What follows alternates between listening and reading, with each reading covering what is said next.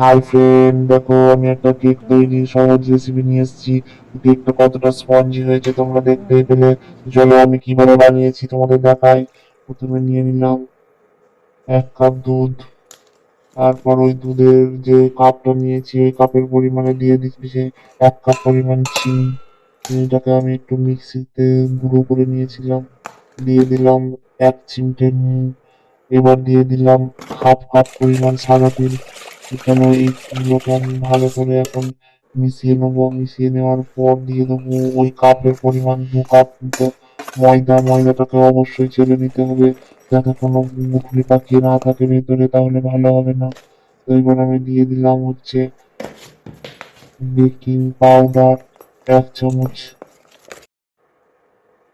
সামান্য পরিমাণ দিয়ে দেবো 1/4 চা চামচের বেকিং সোডা। এটা খুব পরিমাণটা অল্পই লাগবে। তো এটা যত ফ্যাটাবো তত সুন্দর হবে। দিয়ে দিলাম একটা ডিম। তো দেখো এটাকে এখনো আমি 10 থেকে 15 মিনিট এইভাবে ফেটিয়ে নেবো। ফেটিয়ে নেওয়ার পর দিয়ে দেবো ভ্যানিলা এসেন্স। এটা দিলে একটা সুন্দর সেন্ট তৈরি হয়, কেকটা খুব ভালো লাগে খেতে। তো তোমরা অন্য কোনো ফ্লেভার চাইলে দিতে পারো। আমার এখানে ভ্যানিলা এসেন্সটা আমার বাড়িতে ছিল, আমি ওটাই দিয়েছি। তো দেখো এবার দিয়ে দিচ্ছি বেশ অনেকটা পরিমাণ বাটার। তো হয়ে গেছে আমার ব্যাটার তৈরি। দিয়ে দিচ্ছি এবার একটা বাটির মধ্যে। দিয়ে দিলাম একটা কাগজ, সাদা কাগজ, আমি A4 পেজ ব্যবহার করেছি, তোমরা চাইলে বাটার পেপার দিতে পারো।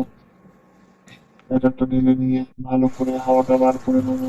আর আমি আগের থেকে ইন্ডাকশনের মধ্যে একটা কড়াইয়ে কিছুটা বালি গরম করেছি, ফ্রিজ করে দারুণ সুন্দর গরম হয়েছে। তো এবার দিয়ে দেবো বাটিটা ওই বালির মধ্যে বসিয়ে 20 থেকে 25 মিনিট রাখলে কেকটা সুন্দরভাবে রেডি হয়ে যাবে। তো দেখো এবার আমি দিয়ে দেবো প্রথমে একটা প্লেট দিয়ে দিলাম চাপা।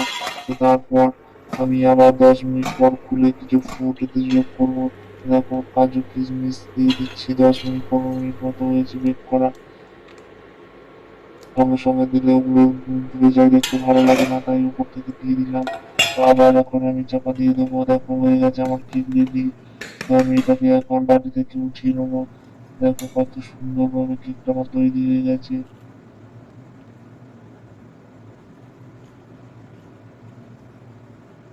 এই দেখো কত সুন্দর লাগছে দেখতে কেকটা।